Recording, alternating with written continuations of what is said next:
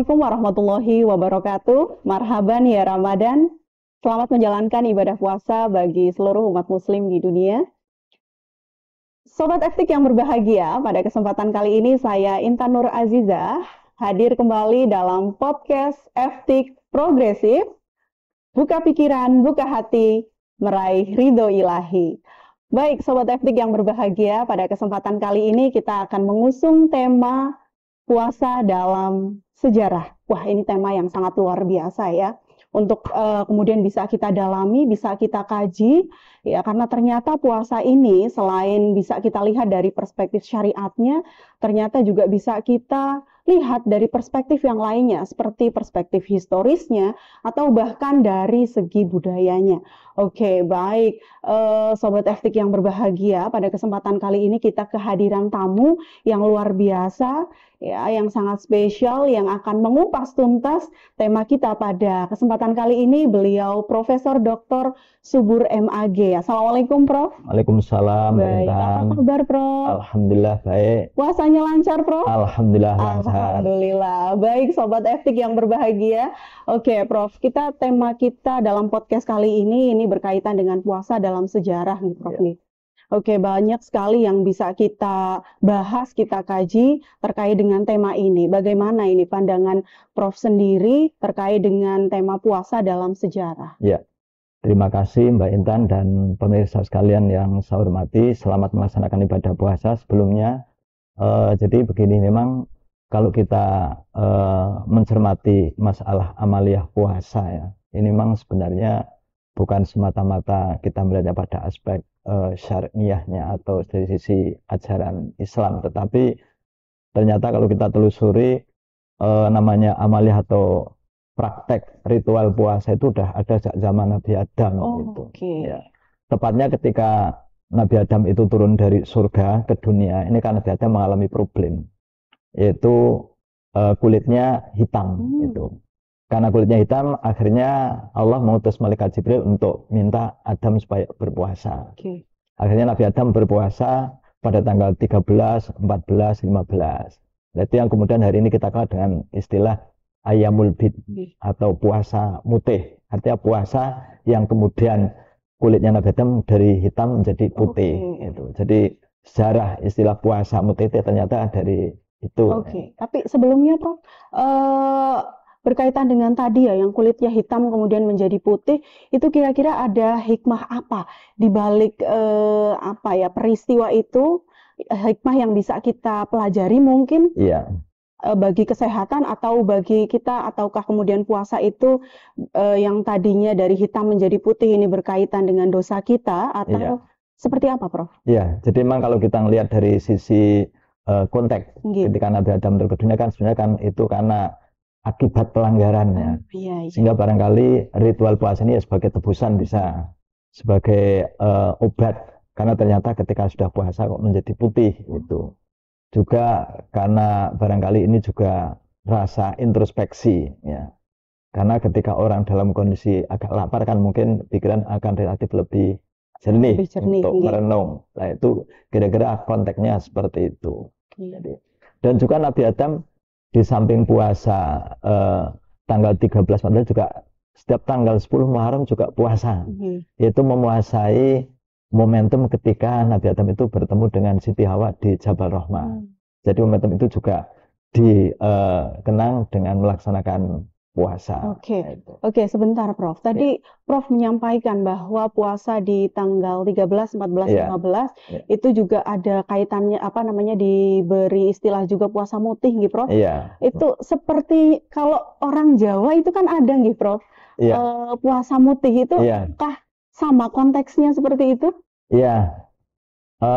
Konteks puasanya sama, tapi mungkin pemahaman tentang puasa ketika Nabi dan ketika itu mungkin berbeda. Berbeda. Mutih mungkin yang dimakan hanya nasi putih.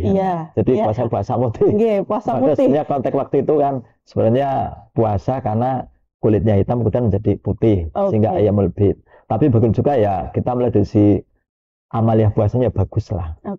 Karena itu memang meskipun ini bukan asli ajaran Islam, karena peristiwa ritual puasa ini yang bagus, akhirnya kan kemudian diabadikan dalam bentuk syariat Islam. Oh, iya. Jadi sejarah banyak sekali mulai dari Nabi Adam sampai Nabi Isa itu. Kita bisa runut. Misalkan Nabi Nuh juga puasa ketika dia diselamatkan dari kapal ya yang kena badai, kemudian Nabi Nuh selamat kemudian berpuasa itu. Kemudian lagi Nabi Daud juga begitu berpuasa, bahkan Nabi Daud itu puasanya kan satu hari puasa, satu hari muka, dan seterusnya. Jadi itu namanya puasa Daud ya. Jadi ritual-ritual puasa ternyata nabi-nabi sebelumnya itu juga sudah melaksanakan itu. Oke, baik. Berarti memang ya tadi sudah disampaikan ya, ternyata puasa ini juga sudah dilakukan oleh umat sebelum begitu. Ya. Terus apa yang berarti yang membedakan antara puasa yang dari umat sebelum dengan puasa yang kita laksanakan sebagai umat muslim, Prof? Ya, kalau kita melihat konteks puasa pada zaman-zaman sebelum Nabi, ini kita bisa runut dari, kalau misalkan dari Nabi kita akan melihat ada satu ayat dan satu hadis. Kalau dalam surat Al-Baqarah 183 itu kan disana dikatakan kutiba alaikumusiyam kama kutiba alladziina min qablikum la'allakum tattaqun. Konteks tujuannya kalau puasa yang ada di zaman Nabi yang dimulai pada tahun kedua Hijriah itu tujuannya adalah agar orang menjadi bertakwa. Kemudian pada satu hadis juga ada Nabi mengatakan sumu tasihu, berpuasalah. Karena dengan kamu berpuasa maka kamu akan menjadi sehat. Jadi sangat jelas bahwa dalam konteks syariat Islam ketika kita berpuasa itu satu, agar kita menjadi orang yang bertakwa, yang itu sifatnya syariah. Kemudian yang kedua yang sifatnya adalah humanity atau kemanusiaan, yaitu agar manusia menjadi sehat. Kenapa dengan berpuasa sehat? Ya karena kita melihat dalam teori-teori kesehatan kan, kalau orang makan terus setiap hari kan organ pencernaannya kan akan terforsir. Makanya ketika puasa akhirnya kan bisa istirahat. Sehingga disitulah makna kesehatan dari berpuasa bisa terjadi. Iya, bisa mengoptimalkan kembali organ-organ tubuh kita. Iya, betul.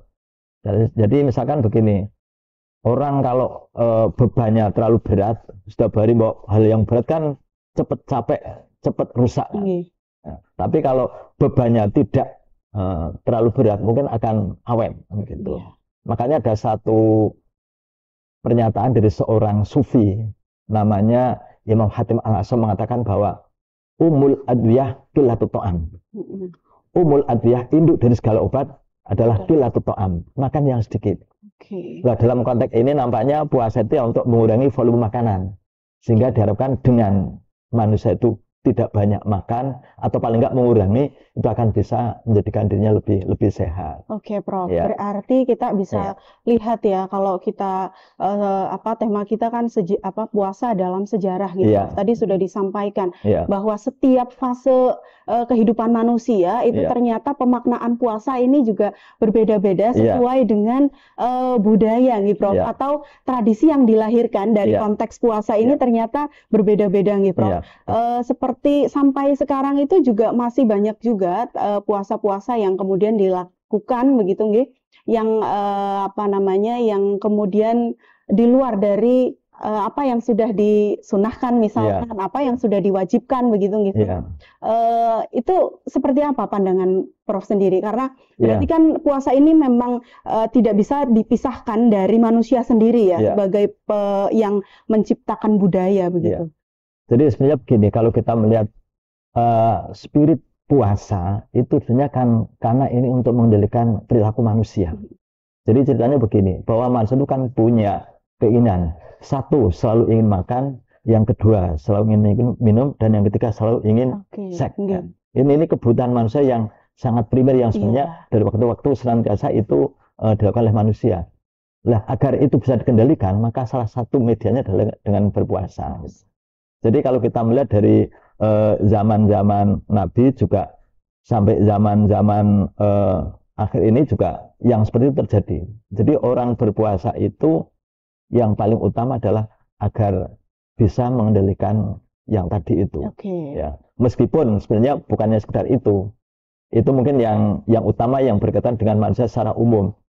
Tapi ketika kita melihat dalam kebudayaan yang berkembang di masyarakat kita juga banyak orang berpuasa misalkan dengan puasa mute, Iya. puasa ngebleng, Nggih. puasa eh, apa itu Iya. ngeluang, itu. Puasa weton itu juga Ya, ada. puasa weton, Hmm. itu saya kira juga hal-hal yang sangat bagus yang merupakan momentum bagi orang-orang tersebut untuk apa bisa melakukan introspeksi lah. Oke, baik. Karena dengan berpuasa itu kan sebenarnya kan orang dilatih untuk banyak merenung, ya, Nggih. banyak merenung. Karena ketika orang itu lapar kan biasanya pikirannya kan lebih banyak melihat apa yang ada dalam dirinya itu.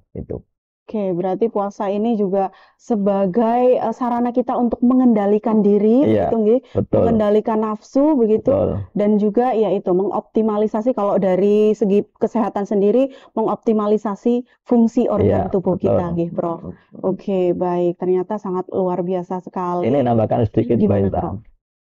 Dulu zaman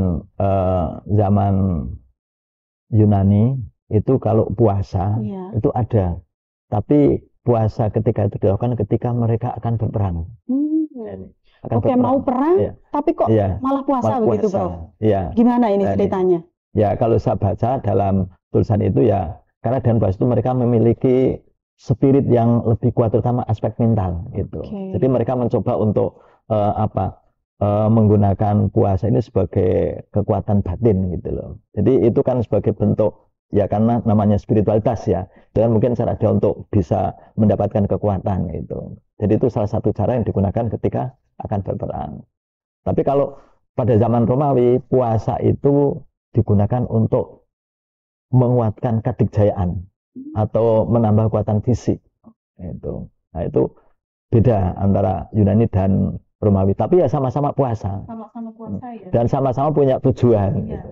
Tapi tujuannya itu berbeda-beda. Iya, berbeda-beda. Dan mereka merasakan tujuan itu gitu. Iya, merasakan dengan puasa itu ada hal yang mereka dapatkan. Iya. Jadi emang ya kita harus membangun pemahaman bahwa namanya puasa itu membuat kita menjadi lebih baik, lebih sehat itu. Paling tidak kita punya ketahanan mental gitu. Karena biasanya puasa itu kan kalau orang Jawa mengatakan itu kayak seperti tirakat ya, prihatin. Nah, di balik keberatan itu nanti akan mendapatkan sesuatu yang dia harapkan. Nah, itu. Jadi itu pemahaman puasa yang kita pahami dari kehidupan yang ada di masyarakat itu. Selain yang pada aspek syariahnya ya itu. Ya. Kan ternyata nih Bro, Iya. makna di balik puasa sendiri itu ternyata sangat luar biasa. Yang bisa kita ambil ternyata bahwa puasa ini tidak hanya menahan lapar, menahan minum, dan menahan amarah saja, Iya. tapi ternyata makna dari puasa ini sendiri sudah secara turun-temurun Iya. dilahirkan dan dikembangkan dari generasi ke generasi dengan pemaknaan yang berbeda, tetapi pada kenyataannya puasa ini secara umum itu dapat memberikan kita pengaruh-pengaruh yang positif ke arah yang lebih baik. Iya. Yang pertama tadi dari perspektif kesehatannya dapat memulihkan atau mengoptimalisasi fungsi organ tubuh kita. Kemudian dari segi budayanya itu juga nanti ternyata beda-beda ya di setiap apa namanya Zaman. negara itu ternyata pemaknaannya itu berbeda-beda, tetapi mereka mendapatkan sisi positif. Iya, sisi positif. Dan Oke, sama-sama. Terima kasih. Yang berbahagia, itulah tema kita berkaitan dengan puasa dalam sejarah.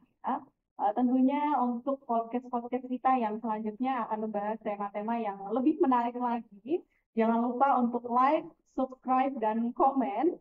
Ya, kita akan berjumpa lagi dalam podcast kita berikutnya. Saya Intan Nurhaliza, mohon undur diri, mohon maaf atas segala kesalahan. Terima kasih. Wassalamualaikum warahmatullahi wabarakatuh. Waalaikumsalam warahmatullahi wabarakatuh.